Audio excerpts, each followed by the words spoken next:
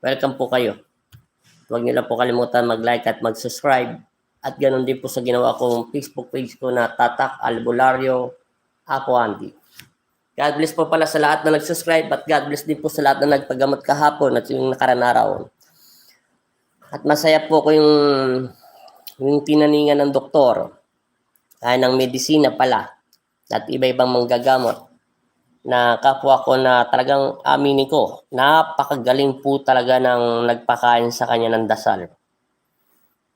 Akalain mo, inabot ako sa kanya ng 2 gamutan mahigit, mas 3 gamutan bago ko napasukan lahat ng mga kinain niya. At bago nilusaw ng Diyos. At maraming salamat din sa naggamot sa kanya ay ngayon nakakalakad na siya at nakakapunta na siya sa bukid daw nila. At nag-message sa akin ng kanyang asawa at mga anak. Nagkaroon lang, nasabayan pa siya ng konting sakit sa lamig at nagkaroon pa ng overfatigue. At ito ay nakalakad na at naging maayos na kanyang pakiramdam. Salamat sa Diyos at napakinggan agad aking panalangin dahil sinasabi ko sa aking ama, binigyan niyo nga ako ng pasyente. Bakit ganun po at bumabalik ang kanyang karamdaman at para daw may tubig ang kanyang katawan at ulo. Yung pala may natitira, mayroon palang napakain. At ganun din sa pamilya niya ay na meron pa palang nainggit. Kaya nakiusap ako sa Panginoon Kristo na kunin ang lahat ng sino mang nagpapasakit o nananakit. Minsan di may iwasan talaga. Kung kailangan todasin. Wala akong nagawa. Kailangan ko silang saktan at parusahan. Higit pa sa inasam nilang kasalanan nila sa mga tao. At ibalik at parusahan ng higit o para hindi na sila makagambala ng ibang tao. Papasalamat ako. At ganoon din pala sa taga-Hagunoy, Bulacan. At nagdarasal ako sa pamilya niyo, taga-Hagunoy, Bulacan. Nagpunta sa akin dito sa aming Pampanga, nag-message at naging critical. At sabi nga ng Diyos, siya ay pinalakad na at nagkaroon na siya ng lakas. Yun nga, kailangan niya pumunta sa ospital. Alam niyo naman po ngayon, nasa sobrang hirap siguro pumunta ng ospital dahil nagkakaroon ng coronavirus. Pero nanalangin pa rin ako na may doktor na tumingin sa kanila at nawala na to sa critical at ayos na daw, stable na. Salamat sa Diyos. Ang galing taga ng pong Nazareno. Lahat ng aking pinagdarasal ay pinakikinggan agad. Napakabuti at napakabait ng ating Ama sa langit. Huwag lang tayo mawala ng pag-asa. Yung nagpagpunta naman taga kapon na nagpagamot, in-upload ko 4 years niya ng sakit. Dahil nanonood naman siya, tito niya ako nakita. Dagdagan mo lang ko yung pananalig at pananampalataya. Kung sinabi ng mga manggagamot na nauna sa akin, hindi po ka kinukulam. Pero masaya din ako, nagtulungan kami. Kung sino man sila, ikaw ay sinasaniba ng masamang espiritu at hindi mo matanggap ang nangyari sa buhay mo. Parang katulad ko rin yan, hindi ko rin matanggap ang buhay ko. Pero ngayon pinalaya ka at naging maayos naman ang pag-text mo sa akin na naliwanagan ng utak mo, mabuhay tayong lahat sa pangalan ng Panginoon Kristo at naging payapa ng utak mo. At nagpapasalamat ako sa lahat ng mga pasyente. At may nagtatanong sa akin na yung pangalan ay Thunder Strike. Mega shoutout sa iyo. Kung tinatanong mo sa akin kung ako ay nag-iinsenso pagkatapos ko ng gamutan at tinatapon ko at gusto mo magamot, ini-insensoan ko na tinatabuhay ko yung mga sakit. Siyempre, may ibang pasyente na papasok dito, baka mapunta yung sakit sa kanila o kaya mapunta sa mga anak ko. Dahil wala naman silang protection, hindi ang aking sarili lang. Kahit 100 beses pa nila itapon nila yung sakit sa katawan ko, pusay ang malulusaw sa balat ko. At hindi tatagal yan ng ganong katagal ng 1 minuto, 2 minuto. Para sila nagtatapon sa dumidingas na apoy. Yun lang. At maraming salamat po sa nag-subscribe sa akin. Mega shoutout dyan sa Alaska. Kay Christian. Malapit na. Christian. Malapit na. Hindi ko yan ilalive. Malapit na, Christian. At kila Sir Katikbak sa USA. Mega shoutout po sa inyo. Pagpalain nawa kayo ng Panginoon Kristo. At ganun rin sa Japan, Saudi, Macau. Mega shoutout sa Maynila, Batangas, Makulot. At mega shoutout. Mega shoutout din sa Pubing, Kristen na Malong, kaya Tisarbanta, Saudi. Mga taga-Saudi dyan, marami nanonood pala sa akin. Mega shoutout. Marami pong salamat. At ganoon din po sa mga Samar, Tarlac, Pangasinan. Yan, marami pong nanonood sa kanila at maraming ginamutan pong nasarenda dyan, Himala. Tapos Cavite, Batangas po. Siyempre, mega shoutout din sa aking asawa na si Cinda Cableng Cruz na todo suporta sa akin at nag-ayos ng altar ko.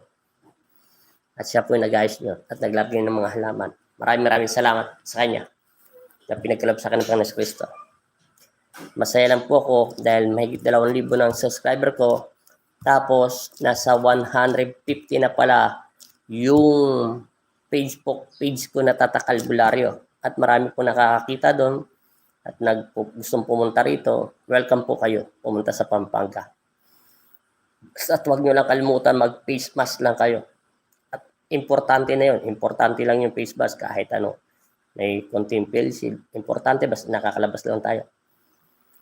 Pag tumatakbo ang sasakyan, baba hangin para makapasok. Minsan ganun din ako eh.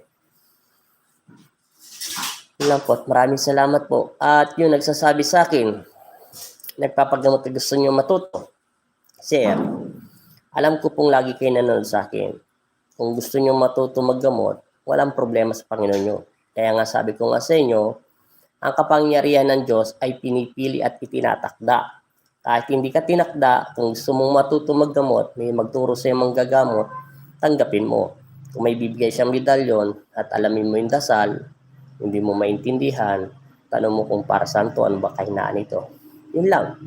Pangalawa, maging totoo ka sa sarili mo. Ang kapangyarihan ng Diyos, lahat kaming instrumento, kahit sino sa ating lahat, ay galing sa Diyos. Walang karapatan na lusawin o kunin to o sirayan ng isang kapwa manggagamot at sasaktan at tatanggalan ng kapangyarihan. Hindi kayo Diyos. Yun ang totoo. Saan ba galing lahat ng kapangyarihan? Di ba sa Panginoon? Hindi niyo ako napapansin, di ako nagsusot ng medalyon. Tutusin, napakarami kong medalyon.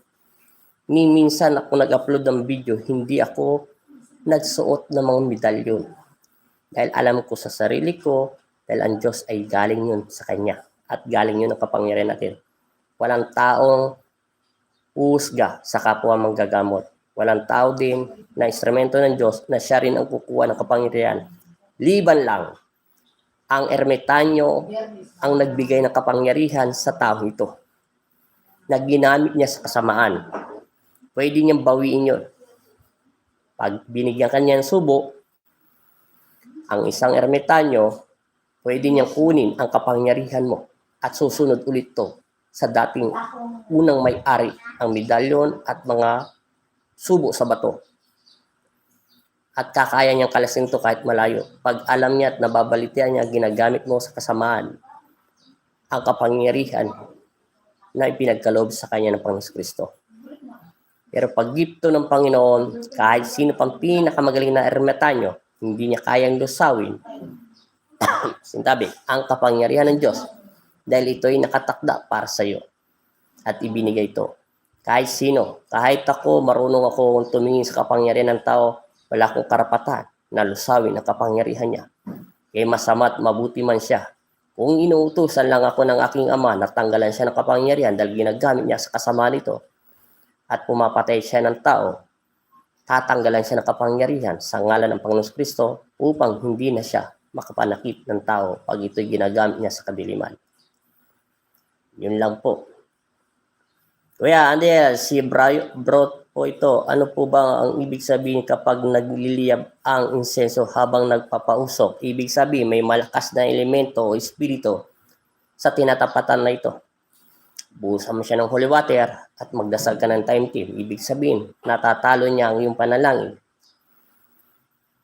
Ganon din ako minsan pag ako nag-iinsenso.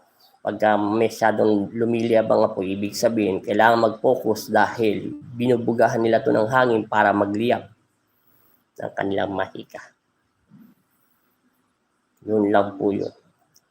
Kaya nga mapapayo ko sa inyo, ang kapangyarihan ng Diyos ay binigay walang karapatan na sino man kumuha at lumusaw nito. Kasi magaling ka manggagamot, kay sikat o hindi ka sikat, walang karapatan. Kaya nga sinabi sa akin ng Inang Salome ko, gamitin mo lang ang kapangyarihan mo sa kabutihan ni kahit sino ay hindi ka masasaktan. Pero ginamit mo siya sa kasamaan at pinaniningil mo siya ng malalaking bayad, Hindi mo napapansin, umuunti-unting nababawasan ang kapangyarihan mo at tumatanda ang iyong mga mukha. Hindi ko po ba mabuhay-buhay ang medalyon ko? 5 days na po ba? Hindi ko po mabuhay-buhay ang medalyon. Ang medalyon na hindi basta-basta nabubuhay hanggang hindi ka natatapos sa pagdarasal. Depende kung anong dasal ang ginagamit niyo po. Hindi naman po katulad yan ng isang dasalan, 5 araw, 10 araw mabubuhay o kaya 21 days o 49 days. Hindi ho ganun kabilis yun. Yung iba, iwan ko po bakit nila nasasabi yun. Ang medalyon ay galing patusin ng unang ninuno. Kaya matagal man to nakatago, 100 taon pa man to ipinasa sa iyo, may bisa po yun. Pag naibigay po sa inyo yung pangalan at pangalan ng medalyon at pagkain niya, mabilis itong mabuhay. At hindi to basta-basta sasanib sa iyo hanggang hindi kanya nasusubukan kung gaano ka katatag, maniwala sa Panginoon Kristo, maging totoo sa sarili mo, na malinis ang puso't hangarin mo. Ang medalyon hindi nakikita ang kanyang mga mata. Ibig sabihin, hindi kanya nakikita sa mata, kundi sa takbo ng iyong puso't kaluluwa.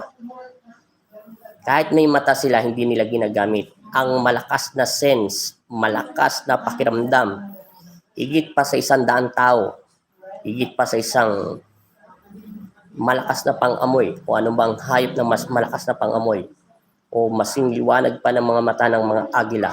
Ganun po ang ibig sabihin ng medalyon. Pag alam nilang karapat-dapat ka para sa kanila, dadaan ang kanilang pagsubok at sila na magsasabi kung anong pagkain nila. Ano po ba ang pandadaanan pag pagsubok bago natagpuan ng kapangyarihan ng medalyon po? Madali lang po yun, sir. Una, kung ikaw ay mapagmura, bawasan mo. Kung ikaw ay masama mag-isip sa kapwa mo, bawasan mo. Kung hindi ka masunurin sa magulang mo, bawasan mo. Kung hindi ka mahilig magdasal, manalangin ka. Lahat ng bagay na alam mong mali, huwag mong gawin. Pangatlo, maging totoo at tumulong ka sa kapwa mo na walang kapalit. At maging mabait ka sa Diyos sa iyong kapwa, lalo-lalo na sa magulang mo. Yun ang hinahangad ng mga medalyon. Hindi uso rito, sir, yung tapang. Kahit mamamatay tao ka pa, kahit matapang ka pa. Dahil iba ang tapang sa espiritual. Hindi nasusukat ang tapang. Mas gusto pa nila yung duwag. Ang kapangyarihan ay hindi nasusukat sa tapang, sir. Kundi nasusukat ito sa kabutihan ng puso at busilak at malinis ang espiritu at kaluluwa mo. Kahit matatakutin o duwag ka pa, yun ang gusto ng mga medalyo. Dahil alam ng medalyo na ang taong ito ay hindi hahangad ng kapangyarihan. Kaya nga, minsan, yung iba, humahangad sa sobrang kapangyarihan, lalo lang sila napapahamak. Hindi sila makontento. Alam ng Diyos na kailangan pa ng kapangyarihan. At alam ng mga mutya at medalyon mo o gabay mo na kailangan mo pandagdagan ang iyong pananampalataya at kapangyarihan. Ibibigay nila yun na hindi mo inaasahan. Pero kung yun ay sinasamba mo, minsan, hanggang doon na lang ang lakas mo. Yun po yun. Kaya nga sinabi ko nga doon sa nagpagamot sa akin, 4 na taon ka na at matagal ka nang ginagamot, hindi nila madampot at hindi ko sinasabing magaling ako. May baka, inukulam pa. Susubukan natin kung ano talaga nasa loob ng katawan mo. Yung pong ibig kong sabihin, pag mabusilak ang puso mo at matatakutin ka at duwag ka, madali mo mahuli si Satanas. Dahil alam ni Satanas na ikaw ay matatakutin at hindi ka matapang at mapagtaas sa sarili mo at mapagbukumbaba ka. Pumapatay din po ako ng mga magkukulang, mga mambara, pero hindi ko na lang po sinasabi. Hindi na po sila bumabalik. Pinapatay ko sila sa spiritual upang tagal sila ng kapangyarihan. Ibang taktika ang ginagawa ko po. Yun natutunan ko sa dami kong ginamot at sa lolo ko. Sir, kasi napapansin ko ang paggagamot, hindi man magsalita ang pasyente, babasihan agad ng kulam. Kasi ako pag ako nagsabi ng kulam, talagang may punto. Kung magkano binayad niya, kung talaga siyang magkukulam, nasaan siya sa araw nito, anong ginagawa niya, wala yung pasyente. Katulad yung i-upload kong video, sasabihin kinulam po yun. May usog po na dadampot ang kaluluwa niya para tanggalin. Diba po pag nausog po tayo ng pangatlong usog, hindi ka gagaling kahit buhusan mo yung damit mo, kung hindi ka tatawasin ng pinakamataas ng tawas, hindi mawala yung usog. Yun po yung tinatawag na pakalakas ng usog. hindi pa rin po kulam yon. May tao talagang malakas ang usog, talaga ng hinang tao. Kailangan mo magpalaway sa kanya. Doon lang po na iwasan ang sakit mo. Mayroon pong pwedeng kunin ang kaluluwa nila. Para sila na po magpagpag. Yun na po yung parang usog nila at ilalagay sa, sa talampakan, sa kamay, kahit saan, sa sikmura, para ipagpag. Yun po yung kahapon ng ginamot ko. Napakalakas. Naiinggit, hindi rin pa yun. Kasi pag ang kinukulam, tinatrabaho ko po talaga yun. Kailangan mo malaman ng detalye kung nasan yung magkukulam. Anong ginagawa niya sa araw nito, sino kasama niya, ganyan-ganyan. Madali lang naman pong makiramdam po ng medalyon kapag buhay po, di ba? Po mainit siya. Opo, mainit po ang medalyon pag buhay. Kung mainit po ang medalyon nyo, hindi naman po siya sumasanib sa katawan nyo, walang kwenta. Kailangan nga po malaman nyo po ang pagkain at dasal niya. Kailangan nyo rin po malaman na buhay ang medalyon pag mainit. Ang ibig kong sabihin, kailangan po yung medalyon, alam nyo po ay ibig sabihin, alagaan. Bagang sanggol, pag umiiyak, kailangan nyo pong ilili. Pag umiiyak pa rin, kailangan nyo pong suyuin, lambingin. Parang ganun po ang medalyon. Pero pag natutunan nyo po siya, simple lang, kahit isang isip mo lang, susunod sila. Dahil alam nila sa puso mo na ikaw ay mabuti. Hindi po basta kahit mainit ang medalyon, kung hindi naman po siya sumasanib sa katawan, lupa at espiritu mo, hindi mo rin po siya magagamit. Yun po yun. Yung sa inyo po, umiinit po ba yung minsan? Umiinit lang yung sir pag merong panganib ang buhay ko o meron akong espiritong nararamdaman. Pero lagi po yung normal lang, malamig lang po yung sa pakiramdam. Pero sila po, alam ko kung buhay kasi kumikinang po sila. Pag hinawakan ko po sila sa kanang kamay ko, kumikinang po sila. At bumibigat ang kamay ko at nararamdaman ko may buhay po sila. Parang kulay blue. Basta kulay blue lang po yun. O kaya minsan kulay green, kumikinang po siya sa mga mata ko. Kaya nalalaman ko kung may buhay ang medalyon o wala. Ipikit ko lang yung mga mata ko. Tapos, gigising ko ang mental telepathy ko at third eye ko. Makikita ko po yun, may buhay siya. Kung ano po siyang nilalang. Depende nga po yun sa kakayahan eh. Kaya nga po sinasabi ko paulit-ulit sa video ko, paulit-ulit ito ha. Sir, walang karapatan na lumusaw o kumuha ng kapangyarihan ng kapwa mong gagamot kung hindi naman dito gumagawa ng masama. Mabuti po sana kung ang mangkukulam ay naggagamot. Diba nga po sinabi ni Jesus, maraming bulaang propeta. Maraming magpapagawang gilas sa paggagamot. Marami pong sinasabi na kahit ikaw ay nakakapagpagaling, ako sabihin ko nakakapagpagaling ako ng may kulam, kaya kong tanggalin. Ibig sabihin, hindi lang po yun ang kapangyarihan. Ang kapangyarihan ay galing sa Diyos. Marami pong magagawa ng himala, kababalaghan.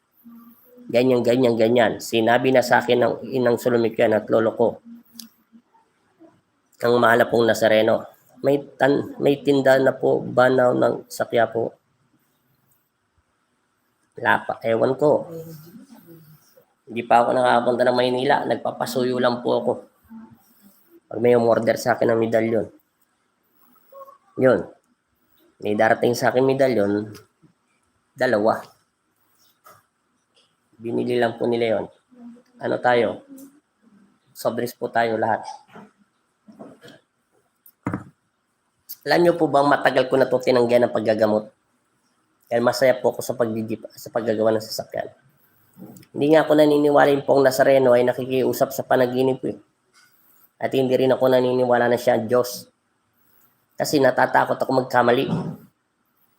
At hindi rin po ako naniniwala na ang mahal na ina ay nakikipag-usap sa panaginip. Malay ko lang kung nananaginip lang po ako. Hindi naman po sila pwedeng pumasok sa katawan ko.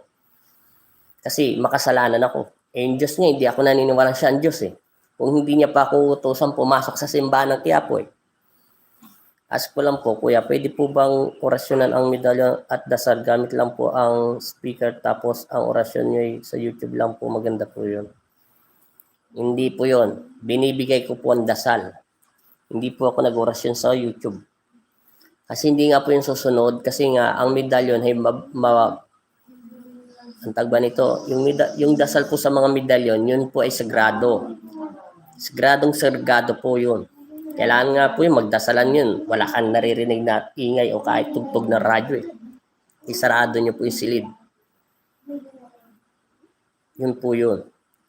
Kaya nga po hindi ako naniniwala may pumapasok na mga santo sa isang tao. Dahil nga ako ay naaksidente, edi dapat pinasukan na ako ng Diyos at sinabi niya, anak, Andy, iyayag mo ako ay sumasa iyo. Ako ay gagawa ng himala sa pamamagitan mo. Di sasabihin ko, si Raulo ako. Dahil bakit ka mo? Itinataas ko ang sarili ko. Sino bang maniniwala sa akin? Tandaan niyo po, si Moses ay nakakausap niya si Jesus Kristo. Binigyan siya ng karunungan ng kanyang salita ay nangyayari. Utos ng Diyos yun dahil sa kanya. Si Jesus ay nagagamot ang ating Panginoon Kristo sa pamamagitan ng kanyang ama at sa kanya tayo dumaan. Kaya pagpapatawad, pag-ibig. Sila Abraham, sila Saul ay nakikinakausap ng Diyos sa panaginip o sa pangitain. Ni kailanman hindi pumasok ang Panginoon Kristo sa katawan ng tao dahil makasalanan tayo. Tandaan niyo po yung dalawang bata na babae o isang lalaki na nakipag-usap ang mahal na ina sa kanila sa panaginip at sa panalangin. Hindi po yung pumapasok basta-basta. Kahit ako, binigyan ako ng third eye, sir, ng Panginoon pong Nazareno, minsan hindi siya pumasok sa katawan ko kahit pag-aari niya ang katawan ko. Ilang beses nga ko nga siya tinanggan, di ba? Hindi ko alam po siya ang Diyos. Kaya ko lang nalaman siya ang Panginoon Kristo at nakikipag-usap siya sa aking isipan sa panaginip. Yung inutusan niya akong pumunta sa tahanan ng Quiapo at sa tahanan ng Santo Niño. Ang sabi niya sa akin, pumunta ka roon, may makikita ka. Ako naman si tao, sumunod. Ngayon, parang may nag-udyok sa akin. Totoo ang sinabi niya. Una, hindi pa ako naniwala.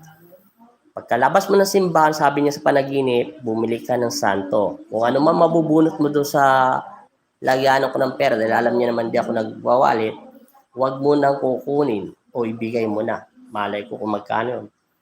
Tapos, pumunta ka sa loob ng simbahan at ilublob mo doon sa holy water na banal at babasbasan ko yun. Hindi pa ako marunong po yun. Yun yung pong Nazareno kauna-unahan. At saka rosaryo minsan suot ko. Yun.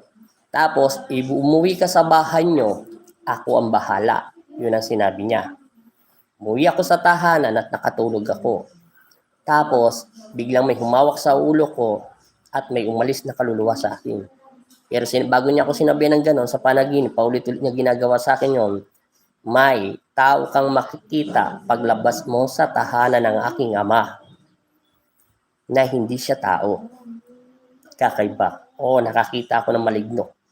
O isang demonyo. Talagang demonyo talaga. Hindi demonyohan lang. Yung kasi po natin alam ang tunay na mukha ng Diyos, hindi niyo po makikita ang totoong mukha ng Diyos. Thunderstrike. Ako nga, hindi ko nga nakita ang aking ama na Panginoong nating lahat, basta't po siya ay masilaw. Nakakasilaw, hindi po mainit. Mabuti pa ngayong init ng yero, mararamdaman mo ng mukha mo.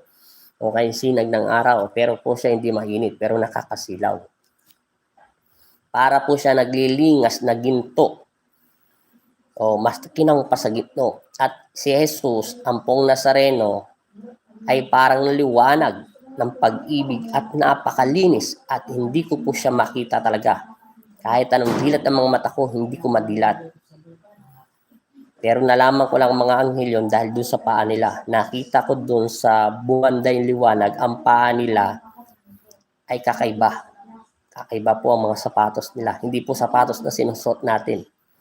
Parang ganyan lang po yung kaninipis. Yung tsinelas. Manipis pa sa tsinelas natin kasi mahabang pintas. Kaya nga, may parts din po sa Bible na gawa lang po ng tao ang salita pero hindi naman salita ng Diyos. Totoo po yun. Kaya nga po, hindi ako naniniwala basta-basta. Kaya nga po, hindi ako basta-basta yung sinasabing ganyan-ganyan kasi hindi po ako naniniwala. Kasi po ako, sir, aminin ko man o hindi, magsinungaling man ako, tamaan man akong kidlat, mamatay man ako, mawalan man ako ng kapangyarihan, kasalanan ko po yun dahil talagang totoo ay nagsisinungaling ako. Ito ay kawang katotohanan lang. Ang Diyos ay napanaginipan sa panakitain lang. Kung ano man na aksidente ako at siya nagpagaling ng lahat ng sakit ko, Ni minsan hindi ko nakita ang kanyang muka, pero gagawa siya ng himala na para maging totoo na siya ang Diyos. Kasi ang Diyos ay papupuntahin ka sa tahanan ng simbahan niya. At may sasabihin siya doon na may makikita ka na parang kala mo hindi totoo, pero pagdating mo doon totoo. At marami kang makikitang bagay na hindi po mahirap ipaliwanag. Na para ka lang hindi pa nangyayari maaga o masyadong advantage. Hindi pa, ngayon pa lang nakikita yung mangyayari kinabukasan. Yun po yun. Kakaiba. Ang bira, ako po binira lang po ako bihira lang po ako magbuklat ng Bible, pero madalas po akong nagdarasal. Kasi ang Biblia ay gawa lang po din po yan ng mga tao, pero ang iba naman po ay nilalaman ng Bible ay galing sa salita ng Diyos. Opo, yung Bible ay galing yun sa gawa ng tao, pero hindi po taong gumawa yun. Yung sinaunang Bible. Yun ay galing sa Panginoong Kristo na parang katotohanan at pawang katotohanan lang. Siyempre, tao na lang po gumawa. Naghalo-halo na po. Pero ang totoo, ang Diyos ay hindi mo po makikita. Walang taong makakakita sa Panginoong Kristo. Liban lang, kung hindi ka papatay, ay patay ka na. Tapos, yun, nakakit ka na sa langit na talagang ikaw ay marami nagawang kabutihan. Bakit pag nakakit ka na po ba sa langit? Sabi nga ni Ella ng anghel ko, hindi mo basta-basta makikita si Papa Jesus, dadaan ka pa kay Lolo San Pedro. At dadaan ka pa sa mga anghel ng Diyos.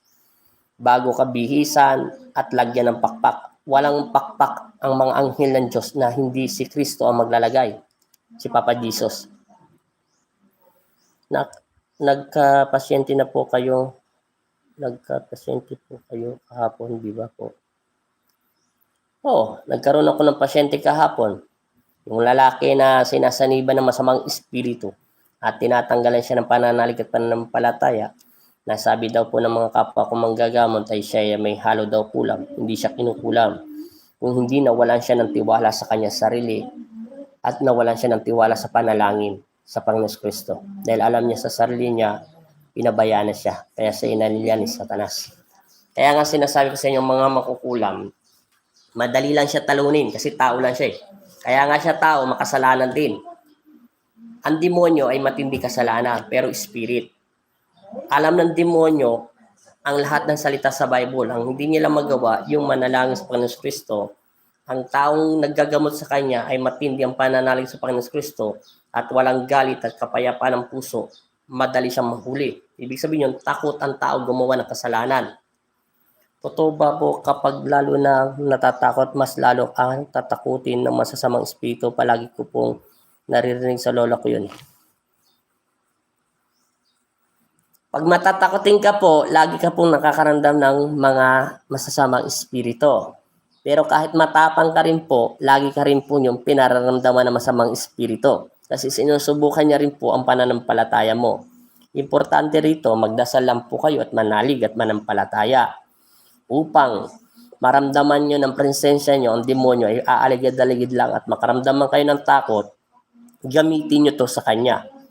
Sabihin nyo sa kanya, kung sino ka man at hindi kita nakikita, magsilayas kayo sa pangalan ni Jesus Kristo. Kung anumang masama ang gagawin mo sa akin, inuutusan ko kayo. Una, sa pangalan ng aking Ama na tagapagligtas. In Jesus' name, para sa mabilis. Panginoon, natatakot ako, gabayan mo ako. Dahil tao lang tayo. Hindi tayo Diyos. Yun po yun. Ipikit lang po ang mata, saka magdasal para bang dilat back to normal ang pakiramdam. Pwede pong ipikit ang mata, kung nakakaramdam po ng takot, pwede rin po nakadilat. Depende po yun sa pagdarasal, basta't bukal sa puso. Sir. Kaya nga sinasabi ko sa inyo, paulit-ulit, ang Diyos ay mabait, mapagmahal. Ibibigay niya ang lahat, maging tapat lang tayo. Huwag tayong hahangad ng kapangyarihan. Maraming instrumento ang Diyos. Walang karapatan ng tao dahil yan ay galing sa Diyos.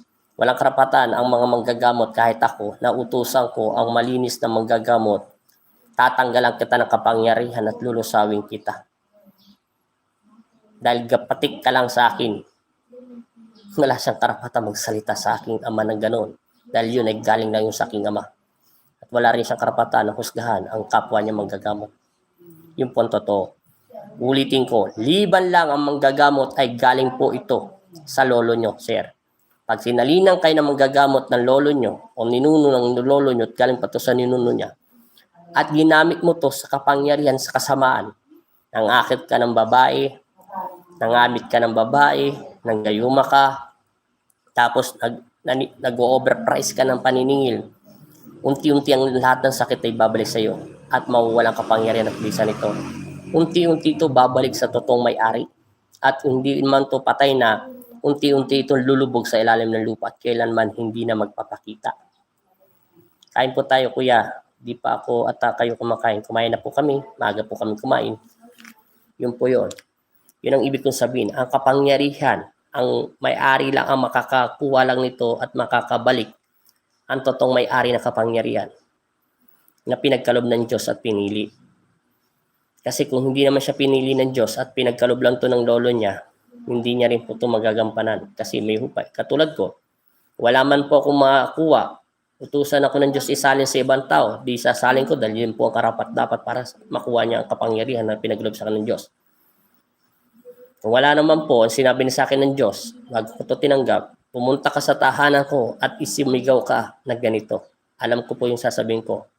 Hindi naman po ako sisigaw ng malakas sa simbahan. Ibig sabihin, yung kapangyarihan ko, pinaghihiwalay ko na sa katawan ko. Magiging normal na po ako.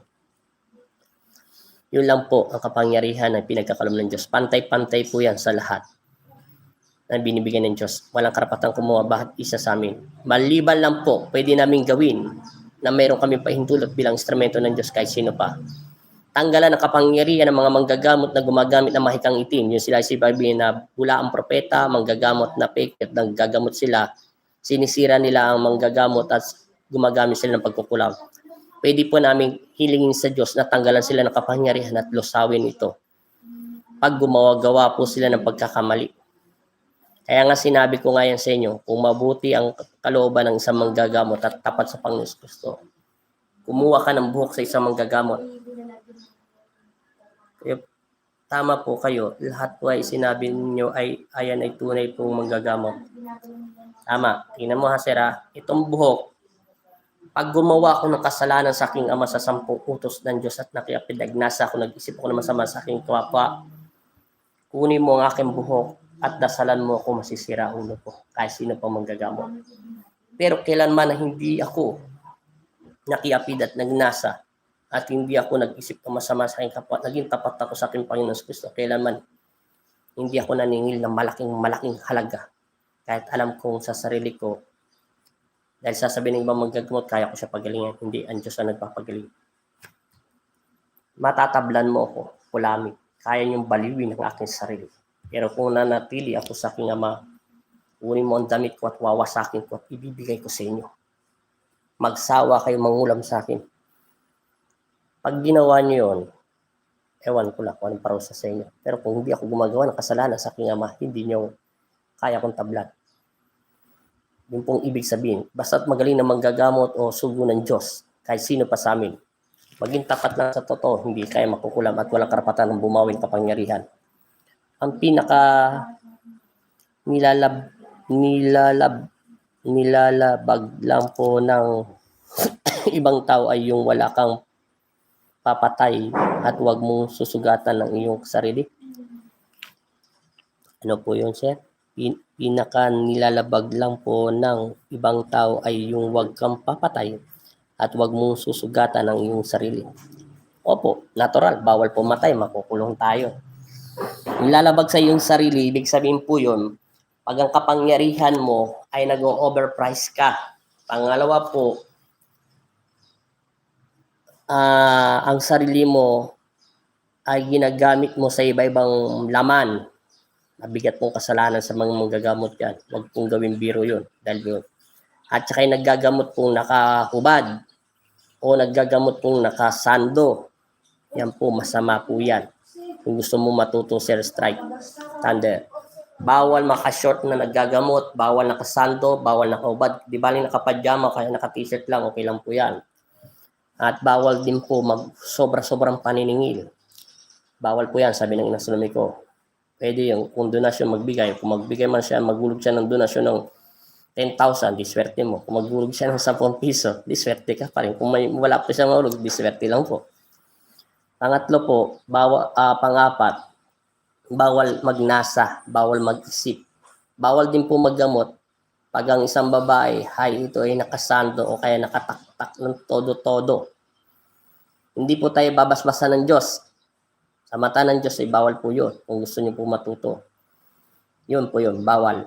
At bawal din po mag-isip o sa pasyente o ano man isipin mo masama sa pasyente.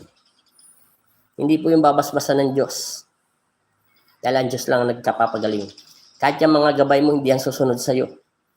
Malinis sa sagrado po ang mga medalyon o mga anting-anting o agimat.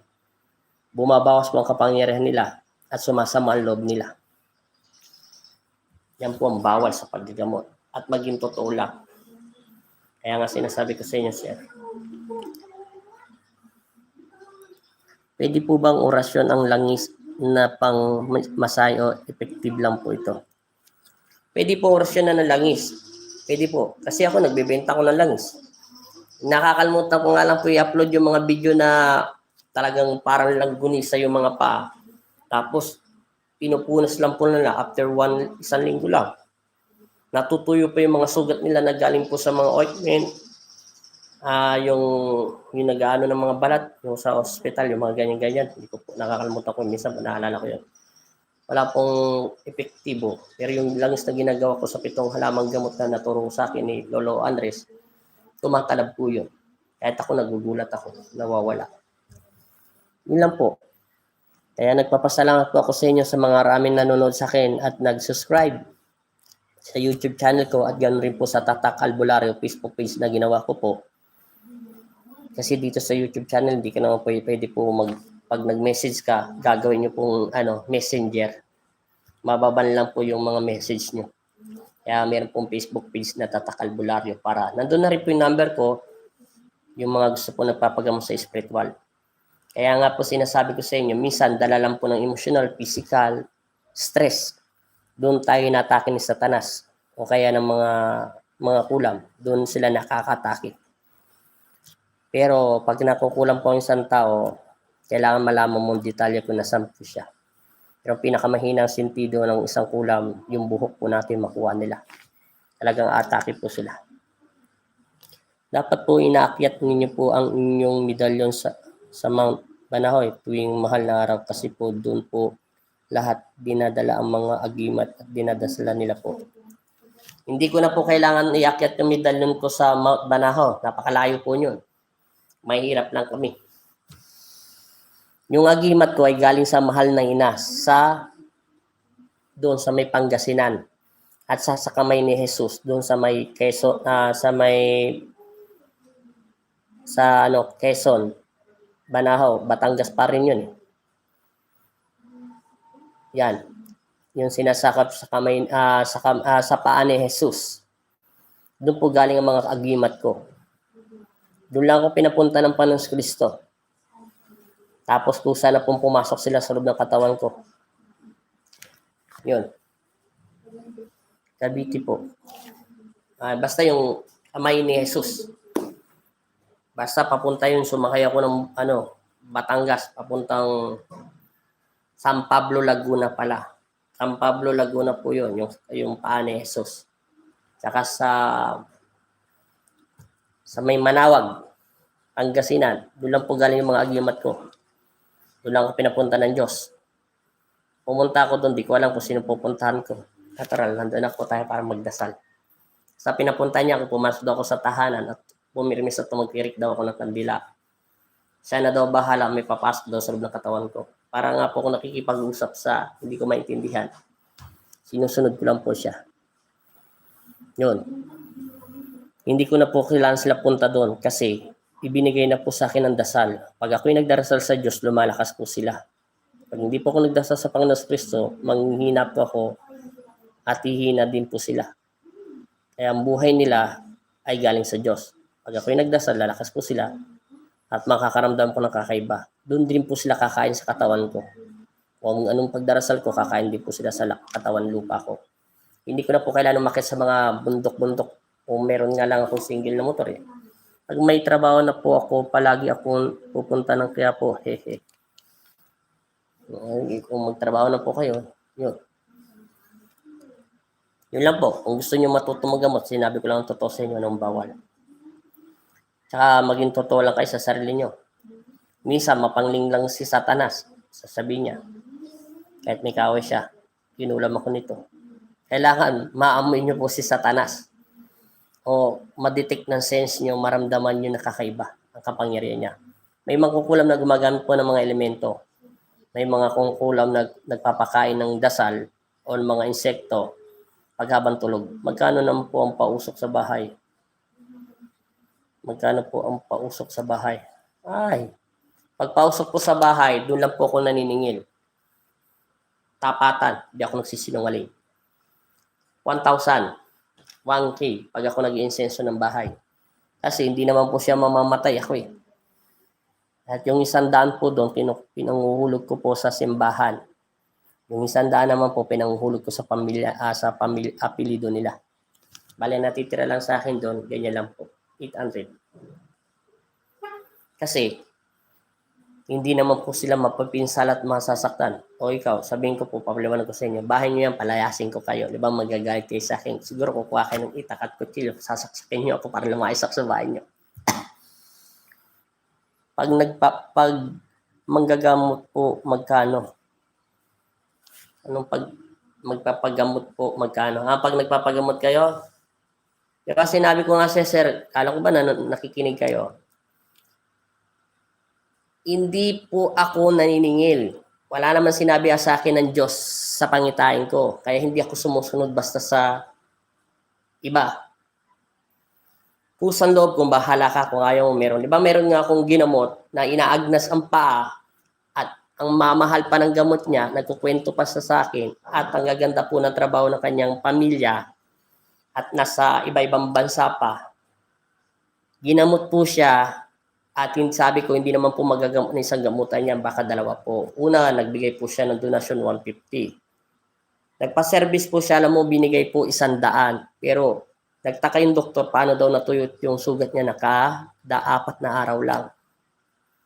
Pero mabuti sana kung ang bahay po ay kubo-kubo, hindi ko na po tatanggapin yun. Kaya nga po, hindi inutos ng aking ama na maningil, thunder strike. Kaya nga lang sabi ko sa inyo, kung gusto niyo po maggamot, bawal pong nakasando, bawal po nakashort, pwede po nakapadyama, nakapantalon, basta nakadamit lang po. Bawal po maggamot na nakahubad. Kailangan po ang Panginoon Kristo. At huwag po mag-isip ng masama sa kapwa babae na baka sabihin mo, at bawal din po gamutin ng babae pag ang yung parang manipis lang pong damit, yung parang sinasabing, ano ba yun, basta yung manipis lang. Diba sa simbahan bawal po yun, kailangan po medyo kahit naka-t-shirt lang.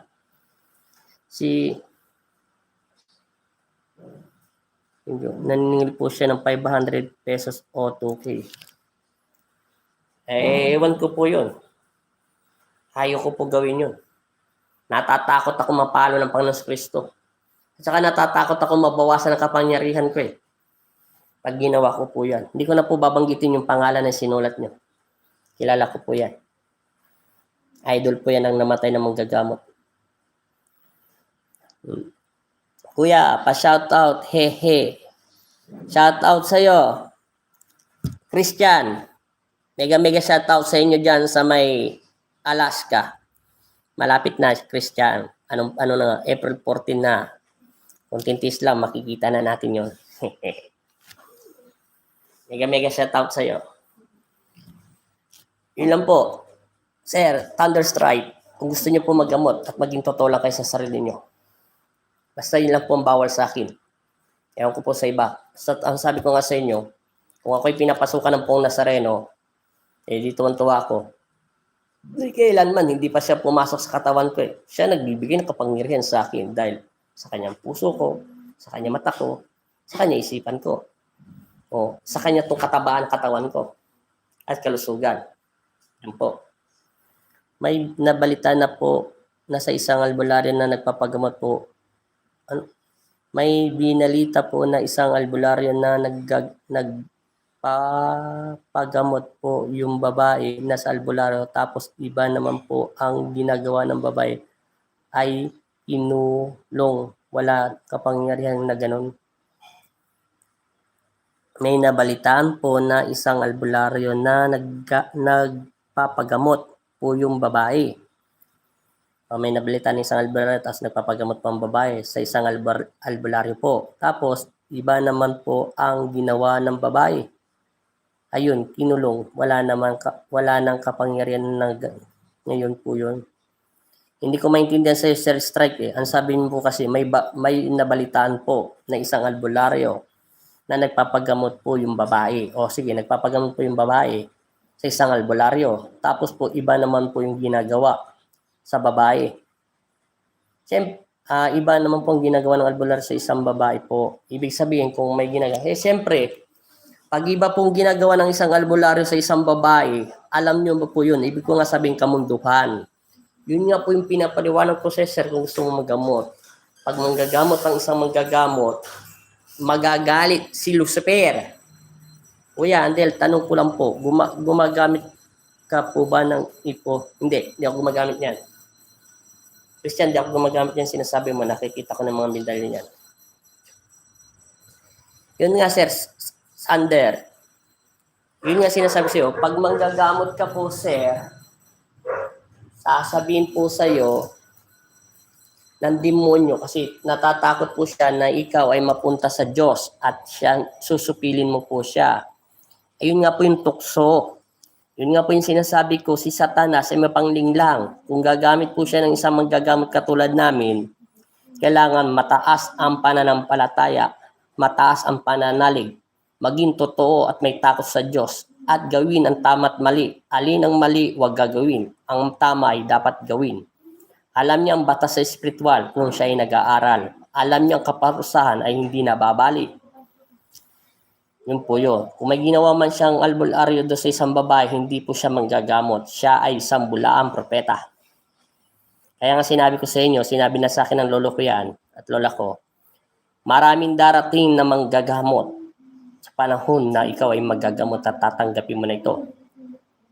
Ibig sabihin po yun, maraming magpapakitang gilas. Hindi lahat ng galing sa manggagamot ay galing sa Panginoon. Oo, nakakapagpagaling sila. Kahit yung nga mangkukulam, kaya nga nila maggamot .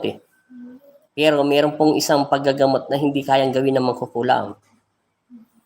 Ang makipaglaban sa demonyo. Dahil alam nila, doon galing kapangyarihan nila sa demonyo. Pag ang isang mangkukulam ay marunong maggamot at pag nakalaban niya ang demonyo, hindi niya po ito kakayanin. Sak na po, power shot. Mega shoutout sa'yo, Ernest Vlog. Magandang gabi po. Ay, magandang tanghali pala, te. God bless all. Daan lang po, Fort Moss. Ingat po kayo. God bless. Yun lang po ang mapapayo ko sa inyo, sir. Kung mayroon po nagpapagamot na ganon, tapos iba po, hindi po sila manggagamot. Kaya nga sinasabi ko lang ang totoo sa inyo. Maraming manggagamot na marunong mangulam. Pero hindi po nila kaya lumaban sa exorcist na totoo. Kasi sino tatawagin nila? Ang Diyos ba? Gumagamit ka ng kasalanan. Gumagamit ka ng masasama.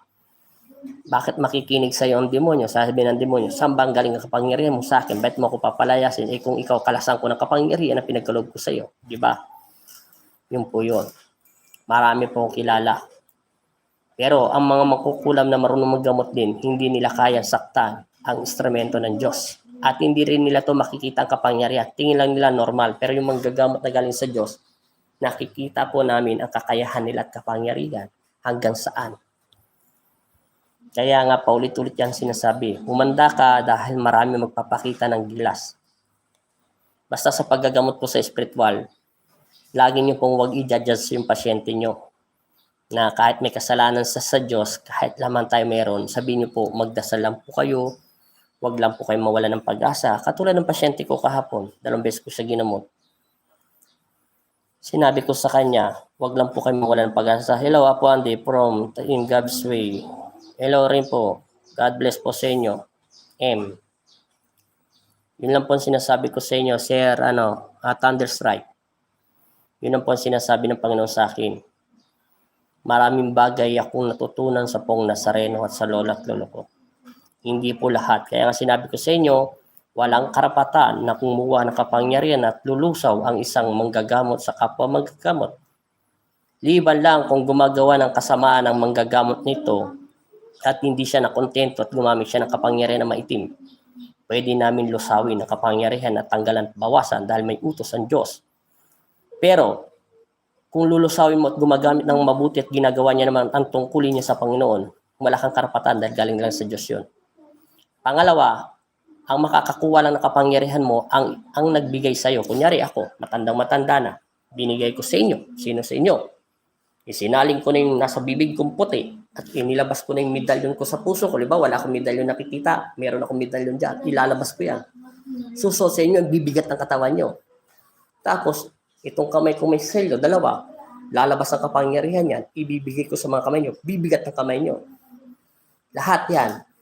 Pag ginamit mo to sa kasamaan ng kapangyarihan ko at naningil ka ng sobra-sobra at nagagamot ka ng kaubad, nakasando, nagagamot kang babae naka-short maikli at naka-tapis na kita ang buong nababakatan at ginagamot mo siya, si Satanas yun at hindi mo naramdaman dahil natutokso ka sa kanya, babawi ko ang kapangyarihan ko sa iyo at ibababa ko to na konti-konti ang kapangyarihan mo dahil ginagawa mo sa kasamaan.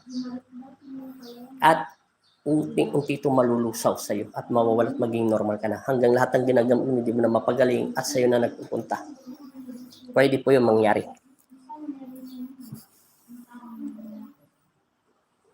Yun lang ibig ko sabihin. Sa Bulacan, kakaunti lang ang albularyo po. Kaya minsan, ang mga taga-probinsya po ay umaasa sa inyo. Kuya Andel, kasi kuya ko ay magaling na. Hehehe. Sino bang kuya mo?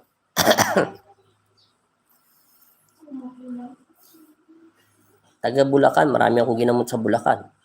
Kaso, hindi ko alam kung sino ba kuya nyo. Ano bang ginawa?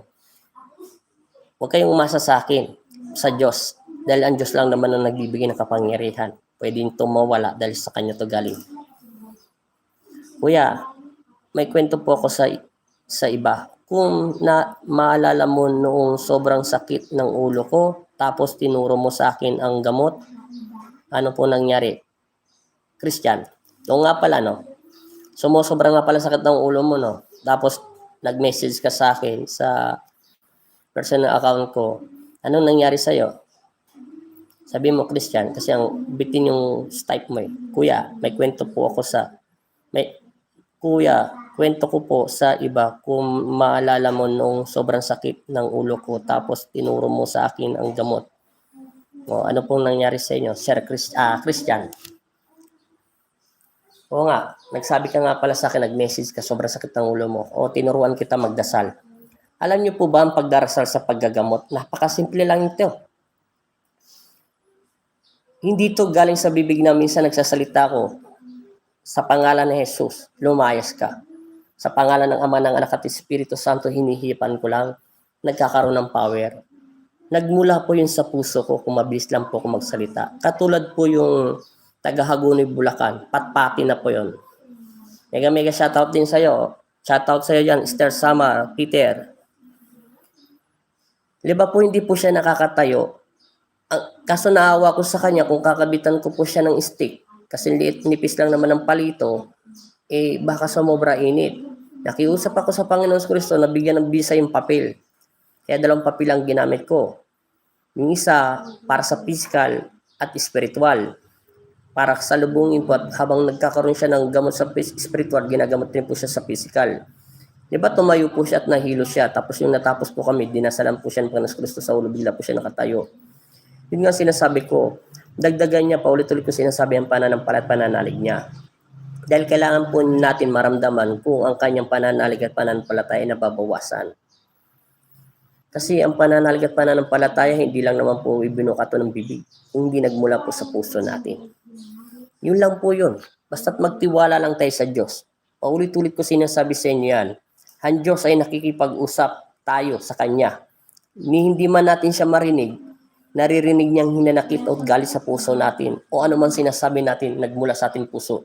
Alam niyo po bang masarap pa magdasal ng umiiyak? Huwag kang iiyak na magdarasal ka. Sabihin mo lang po yung totoo sa Panginoon. Sabihin niyo lang po yung sinasabi ng puso niyo. Nakikinig ang Diyos. Ano sabi? Sabi mo sa akin, magdasal ako tapos ihip ko ng isang basong tubig at pag inom ko ng tubig, kuya, nawalan sakit ng ulo ko. Napatayo ako sa higaan at nakapagluto at ako ng pagkain. O di ba? Sabi ko nga sa iyo, isa puso mo lang pagdarasal, higit pa sa buhay mo.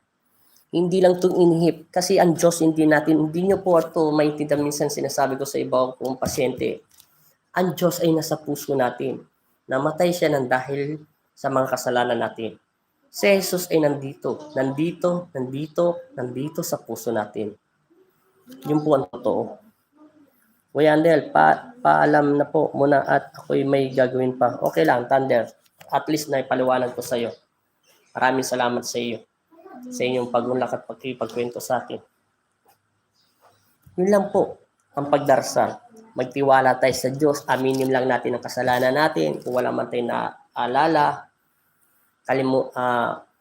maging payapa lang utak natin. Tanggapin natin kung sino tayo. Mahirap man tayo, nakakakain man tayo, maayos ang buhay natin. Kung wala, tumulong tayo. Kung may pera, kung wala.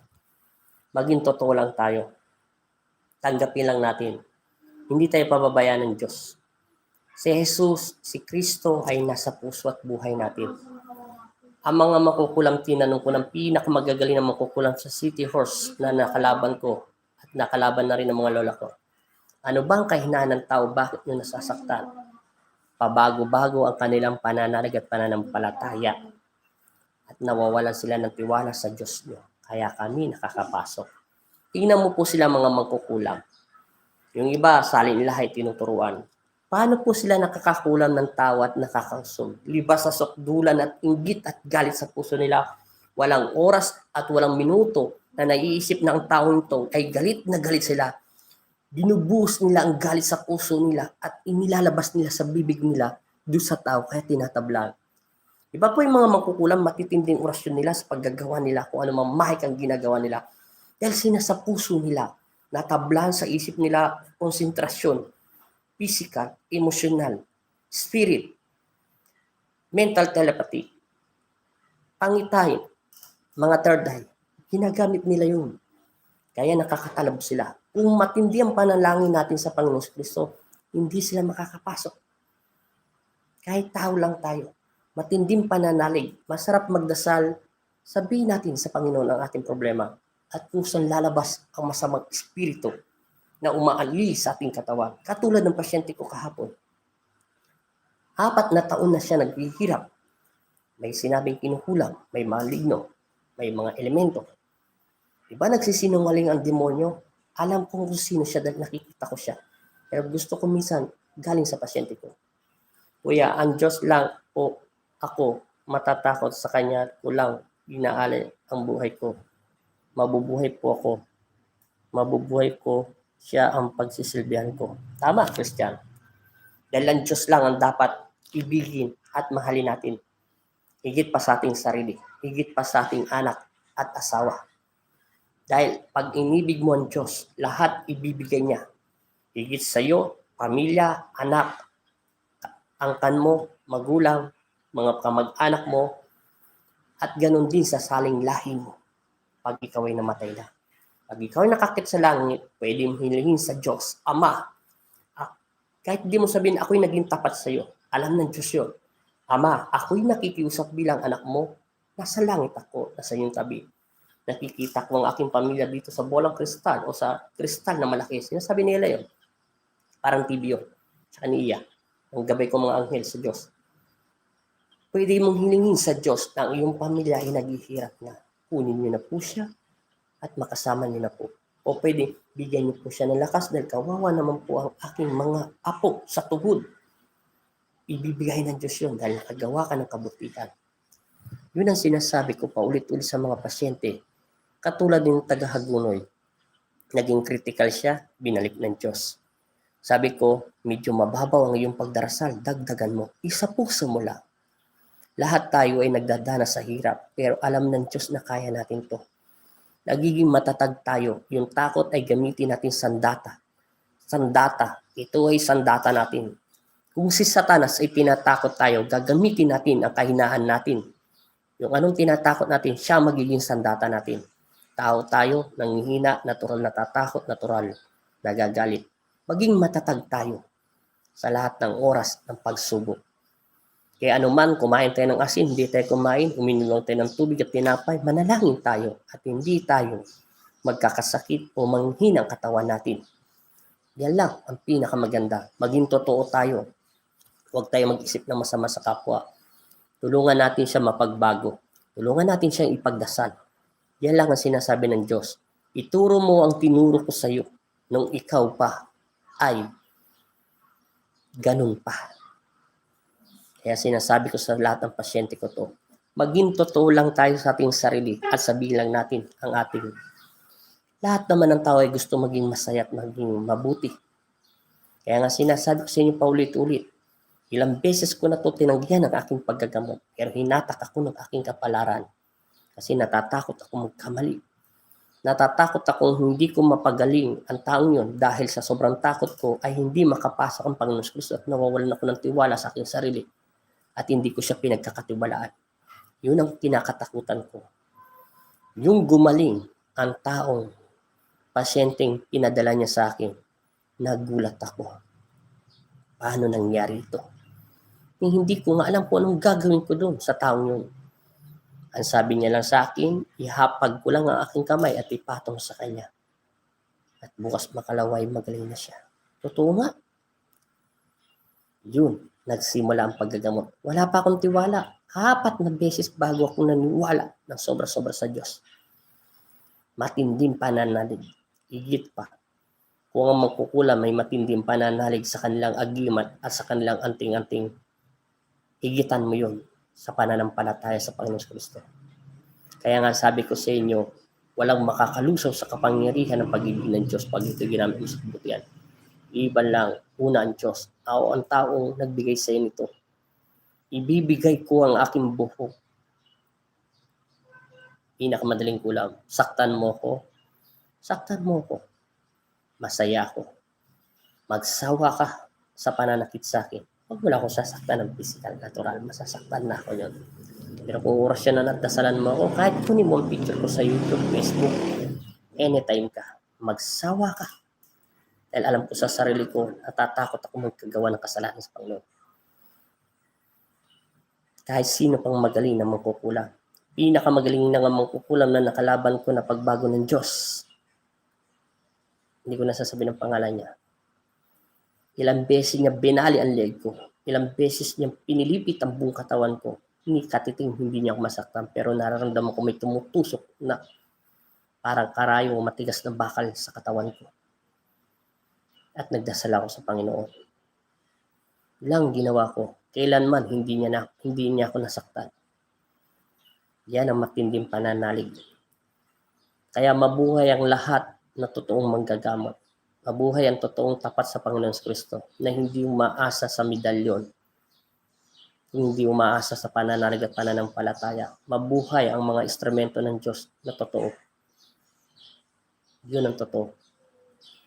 Kasi maraming akong kilala at pinakilala ang inang sulumi ko na bawasan ang kapangyarihan nila dahil sa sobrang kasakiman, sa pera, o sa sobrang kasakiman sa kapangyarihan.